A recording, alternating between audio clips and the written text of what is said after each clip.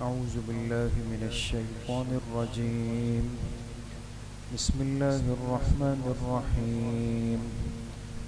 ووهبنا لداود سليمان نعم العبد إنه أواب إذ عرض عليه بالعشي الصافنات الجياد فقال إني أحببت حب الخير عن ذكر ربي حتى توارت بالحجاب ردوها علي فطفق مسحا بالسوق والأعناق.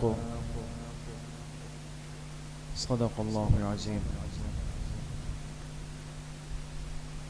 یہ سورہ صاد کی آیت نمبر 30 سے آیت نمبر 33 تک 4 آیتیں آپ حضرات کے سامنے تلاوت کی گئی.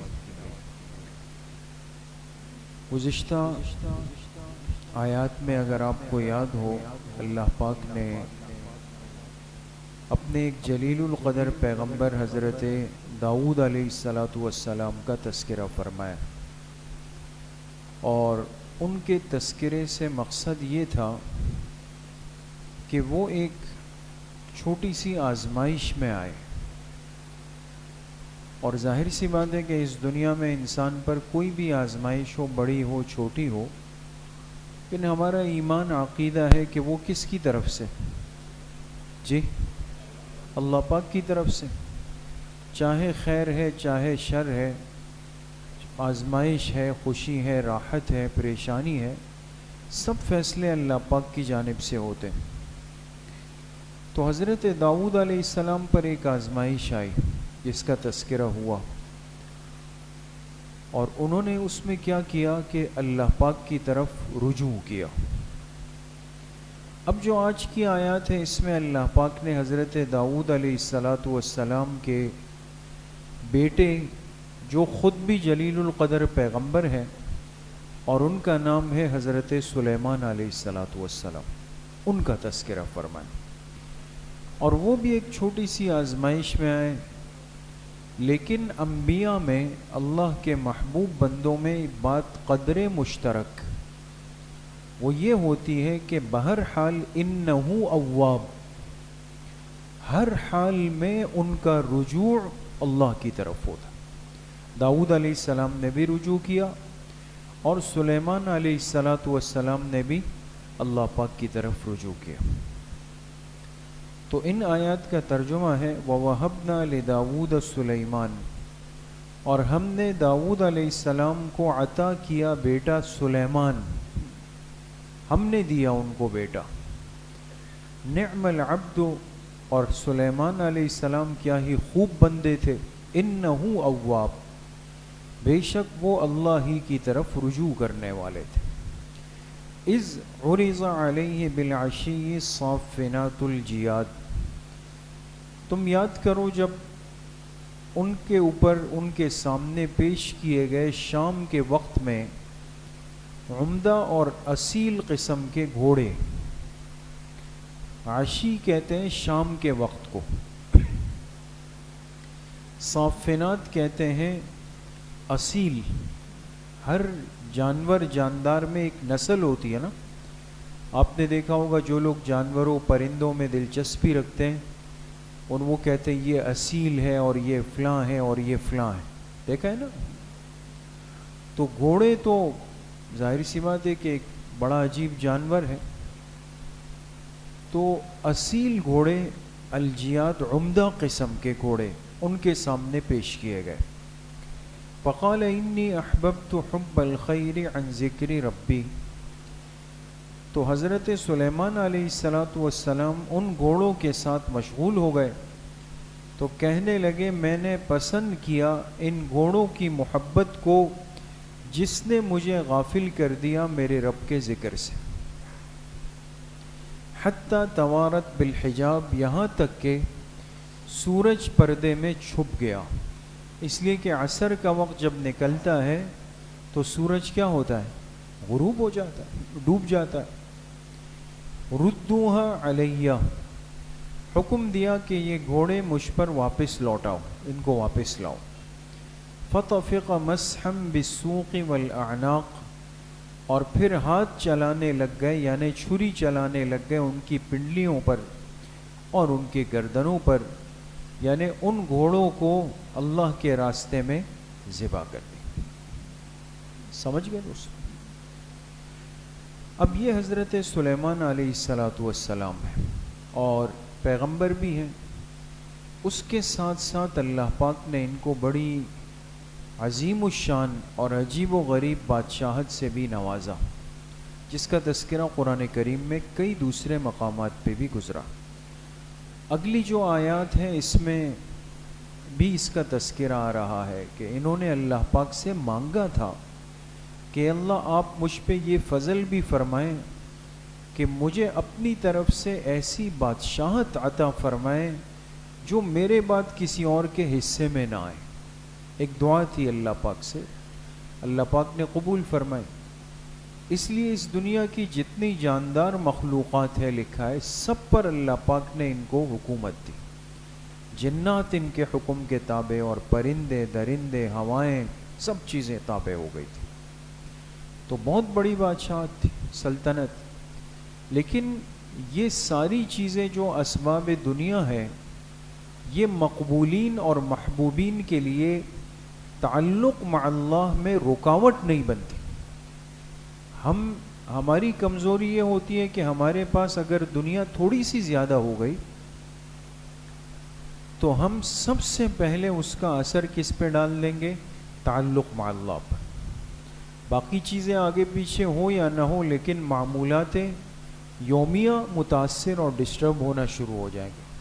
جماعت میں کمزوری، نماز میں کمزوری، تلاوت میں کمزوری، مسجد وقت پر آنے میں کمزوری، یہ سب شروع ہو جائیں گے۔ اور وجہ اس کی کیا ہوگی کہ اندازہ ہو جائے گا کہ بھئی کاروبار یا تجارتی سلسلہ دن بدن بڑھتا چلا جا رہا ہے۔ جو اللہ کے محبوب بندے ہوتے ہیں، ان کی خصوصیت یہ ہے کہ ان پر جتنی دنیا اللہ کھول دے، یہ ان سب کے باوجود بھی اللہ سے اپنے تعلق اور اعمال کی پابندی کو ختم نہیں کرتے، متاثر نہیں ہونے دیتے۔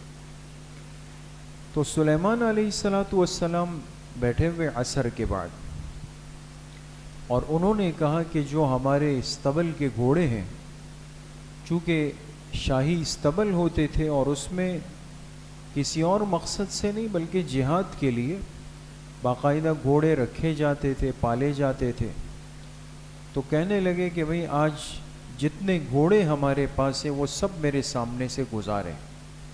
انسان کو ایک خوشی ہوتی ہے جب کسی چیز کو پالتا ہے، تو اب وہ گھوڑے ان کے سامنے سے گزرنے لگے۔ عام گھوڑے تو تھے نہیں، شاہی گھوڑے، اصیل اور عمدہ قسم کے، صافنات۔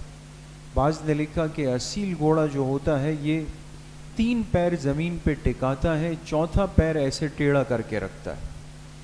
جس گھوڑے کے اندر یہ وصف ہو، یہ اصیل گھوڑے کی علامت ہوتی۔ یہ چاروں پیروں کا سہارا زمین پر نہیں ڈالتا، چوتھے پیر کو ایسے ٹکا کے کھڑا کرتا ہے۔ یہ اس کی ایک مقصد ہے کہ ایک زور ہوتا ہے اس کا۔ تو وہ اصیل گھوڑے تھے، سب عمدہ قسم کے، وہ گزرنے لگے اور حضرت سلیمان علیہ السلام اس کا معائنہ کر رہے۔ اب وہ اتنی کثیر تعداد میں تھے کہ گزرتے گئے، ان کو اندازہ نہیں ہوا، اور جو ان کے عصر کا معمول تھا، اب وہ معمول کیا تھا؟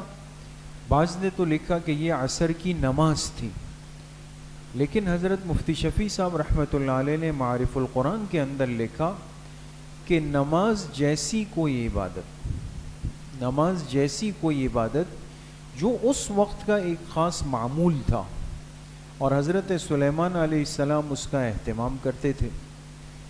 تو انسان ہے، بشریت تو ہے، تو لہٰذا وہ گھوڑے گزر رہے، ان کو احساس اور اندازہ نہیں ہوا، اور اس اشتغال میں سورج ڈوب گیا، غروب ہو گیا۔ تو اس عصر کے جو معمول کا وقت تھا وہ ان کے ہاتھ سے نکل گیا، چلا گیا۔ اب جیسے ہی سورج ڈوبا اور اندھیرا محسوس ہوا تو فوراً تنبیہ ہو گئی کہ اوہو یہ تو عجیب ہو گیا۔ تو کہنے لگے کہ ان گھوڑوں کی محبت نے، گھوڑوں کی، لیکن یہاں آپ توجہ کریں، انہوں نے لفظ استعمال کیا حب الخیر۔ حب الخیر، را کے ساتھ خیر. کہنے لگے اس مال خیر کی محبت نے مجھے اتنا مشغول کیا کہ عن ذکر ربی، عن ذکر، یہاں مفسرین فرماتے ہیں محذوف نکالیں گے فَأَلْهَانِي عَنْ ذِكْرِ رَبِّي، میں ان گھوڑوں کو دیکھنے میں اتنا مشغول ہو گیا کہ اس نے مجھے میرے رب کی یاد سے غافل کر دیا. لیکن توجہ کی بات یہ ہے کہ یہاں گھوڑوں کے لیے مال کا لفظ نہیں آیا، خیر کا لفظ آیا، اس لیے کہ یہ آلائے جہاد تھا، جہاد کے گھوڑے تھے، اور جہاد کے اسباب اور آلات کو دیکھنا یا گھوڑے دیکھنا مستقل عبادت ہے. جو چیز وسیلہ عبادت ہو اس میں اگر انسان مشغول ہو وہ مستقل عبادت ہے. دوستو بات سمجھ میں آ گئی؟ جیسے ہم نماز کے لیے آئے اور نماز سے پہلے وضو بنانا ہے تو بھئی وضو عبادت ہے یا نہیں ہے؟ اس لیے کہ وضو وسیلہ نماز ہے، وہ بھی عبادت. تو خیر تو ہے کہ اعلی جہاد تھا، لیکن چونکہ وقتی معمول قضا ہو گیا اور وہ ہاتھ سے نکل گیا، اور جو اللہ کے خاص بندے ہوتے ہیں وہ اس درجے کی کمزوری کو بھی اپنے اوپر ایک بوجھ سمجھتے ہیں، لہٰذا فوراً کہا کہ بھئی کیا کریں، ان گھوڑوں کو اب واپس لے آؤ، دوبارہ سے لاؤ. اور جب واپس لائے تو فَطَفِقَ مَسْحًا بِالسُّوقِ وَالْأَعْنَاقِ، ہاتھ میں چھری پکڑ لی اور ان کی گردنوں پر پھیرنا شروع ہو گئے، گھوڑے ذبح کرنے لگ گئے کہ چونکہ انہوں نے مجھے مشغول کیا، اور گھوڑے سارے اس کے سارے ذبح کر دیے. لیکن یہ گھوڑے ذبح کیے، ضائع نہیں کیے. کوئی بعض دفعہ یہ شبہ ہے کہ بھئی یہ تو مال تھا اللہ کی طرف سے ہوا، اس کو اتنا ضائع نہیں، اس لیے کہ گھوڑا جو ہے وہ راجح قول کے مطابق تو گھوڑا حلال ہے، گھوڑا حلال ہے، اس کا گوشت حلال ہے. تو وہ سب ذبح کر کے اس کا گوشت مستحقین میں غربا کے اندر بانٹ دیا گیا. لیکن چونکہ دل میں خیال تھا کہ یہ چیز ایک ذریعہ اور سبب بن گئی تو اس کو ختم کر دیا اور اس کو اپنے سامنے سے ہٹا دیا. بات سمجھ گئے؟ اب ان آیات سے مفسرین نے لکھا کہ 3 باتیں بڑی اہم اور سمجھنے کی. کتنی باتیں؟ 3 باتیں غور کریں گے دوستو. پہلی بات مفسرین نے یہ لکھی کہ دیکھیں اس واقعے سے سمجھ میں آیا کہ جو چیز انسان کو اس کے معمولات سے غفلت میں ڈال دے تو انسان کو چاہیے کہ بطور سزا کے اپنے نفس پر کوئی مشقت ڈال دے تاکہ اس کمزوری کی اصلاح ہو جائے. بات سمجھ گئے؟ جو چیز انسان کو اس کے معمولات سے یعنی عبادات سے غفلت میں ڈال دے تو اس کمزوری کے ازالے کے لیے بطور سزا کے تاکہ آئندہ نہ ہو، انسان اپنے نفس پر کیا کرے، کوئی بوجھ ڈال دے، اپنے آپ کو کسی کام میں لگا دے، کوئی سزا دے دے تاکہ آئندہ ایسا نہ ہو. جیسے اگر ایک آدمی کو لگے کہ بھئی میں نمازوں میں سست ہو رہا ہوں، ہمارے ہاں مدارس کے اندر، اب تو بہرحال یہ چیزیں بہت کم ہو گئی، لیکن مدارس کے اندر یہ تھا کہ اگر یہ محسوس ہو جاتا کہ ایک طالب علم تکبیر اولیٰ سے نماز نہیں پڑھ رہا یا نماز میں نظر نہیں آیا تو صبح اس کو اشراق میں کھڑا کر کے کہتے تھے کہ آپ 50 رکعت نفل پڑھیں. 50 رکعت تو 50 رکعت آسان تو نہیں ہے دوست. ہم تو 2 رکعت اشراق پڑھ لیتے ہیں تو پھر دونوں پیروں کو اپنے ہاتھ سے دباتے ہیں نا کہ بھئی 2 رکعت پڑھی. تو یہ ایک مشقت ہوتی ہے. یا یہ ہے کہ اگر انسان کو لگے کہ میرے اندر سستی آ رہی ہے نماز سے، تلاوت سے، تو اپنے اوپر ایک معاہدہ کر لے کہ بھئی کل سے اگر تلاوت چھوٹی تو 500 روپے اللہ کے راستے میں دوں گا. اب 500 کا نوٹ جیب سے جائے ایک مشقت تو ہے، لیکن سزا بھی اس قدر ہو جو نفس پہ بوجھ ڈالے. یہ ضروری ہے دوست، ورنہ ایسی سزا ہو جس کی کوئی حیثیت ہی نہ ہو. پہلے بھی جیسے بارہا بات آئی کہ حضرت تھانوی رحمۃ اللہ علیہ نے لکھا نا کہ ہندوستان میں علی گڑھ یونیورسٹی ہے، بہت بڑا تعلیمی ادارہ ہے، تو وہاں کے جو چانسلر آئے وہ کوئی دیندار آدمی تھے. وہ فجر کی نماز میں گئے تو دیکھا کہ یونیورسٹی کے طلباء نماز میں ہے ہی نہیں. تو اگلے دن انہوں نے اسمبلی میں سب طلباء کو جمع کیا اور کہا کہ بھئی کل سے جو شخص، جو طالب علم ایک نماز چھوڑے گا وہ 1 روپیہ جرمانے میں جمع کروائے. 1 روپیہ اس وقت کا جرمانے.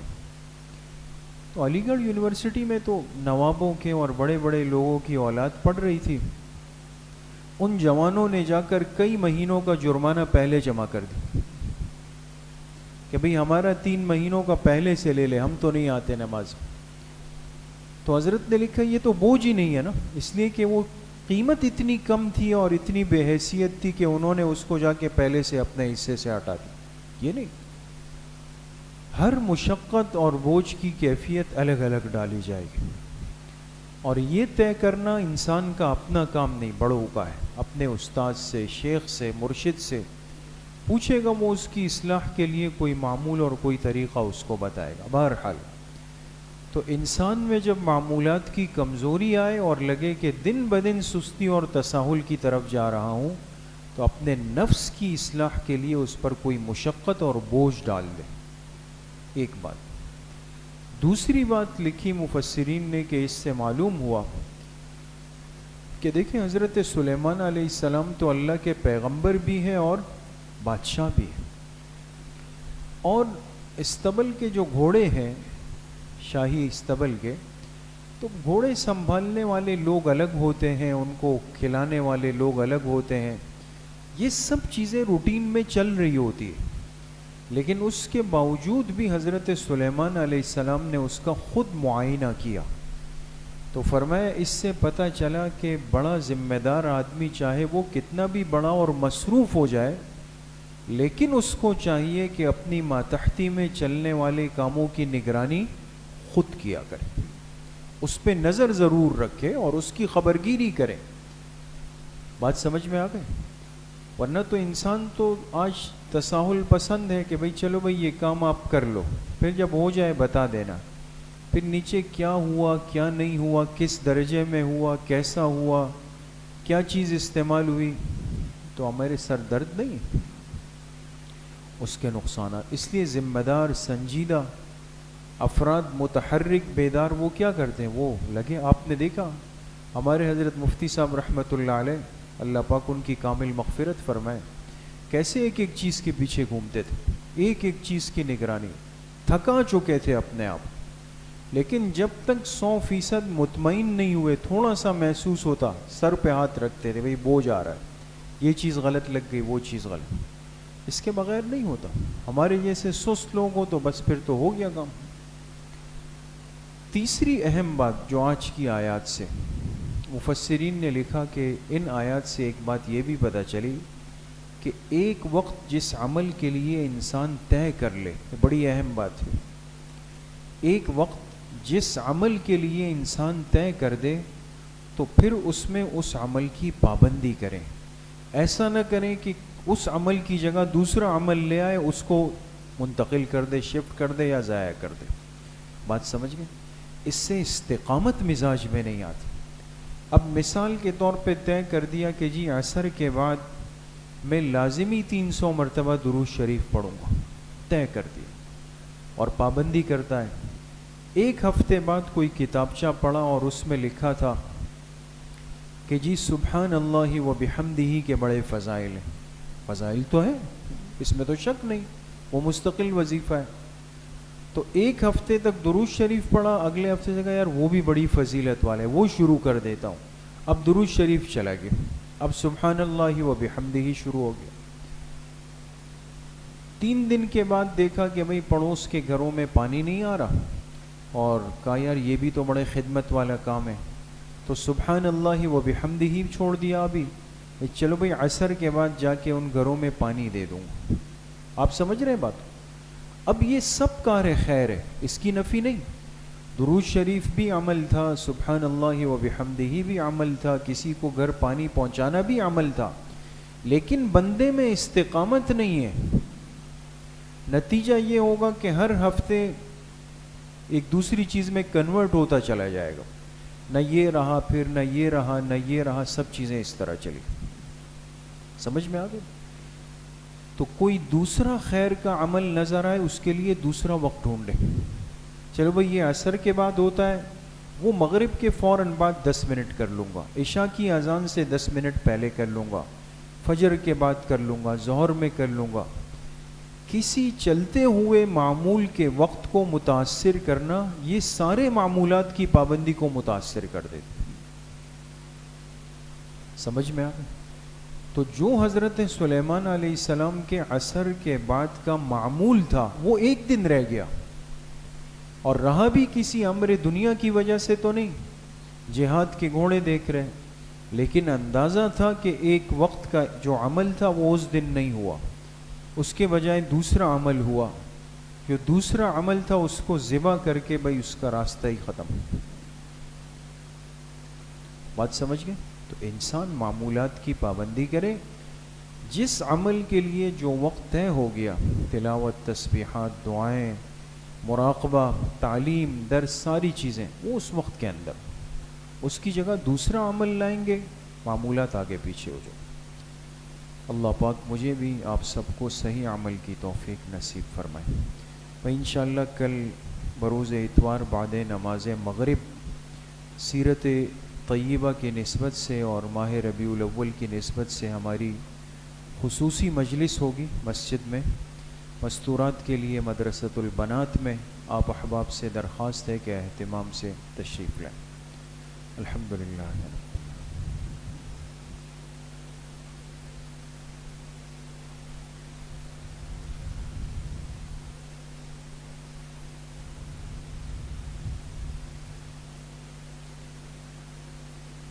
وصلی اللہ وسلم علی نبینا محمد وآلہ وصحبہ اجمعین برحمتہ.